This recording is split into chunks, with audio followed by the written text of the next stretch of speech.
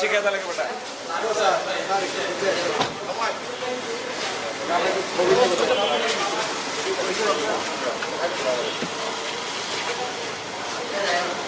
না, কখনোই তো দেওয়ার তো শেষ অভাব নাই। যত দিবেন তত দেশের জন্য ভালো। তো আমি জাস্ট আমার সামর্থ্য চেষ্টা করছি 100% দেওয়ার জন্য। আহ, এতটুকু আর কি। আর চেষ্টা তো সবসময় করব দেশকে ভালো কিছু দেওয়ার জন্য।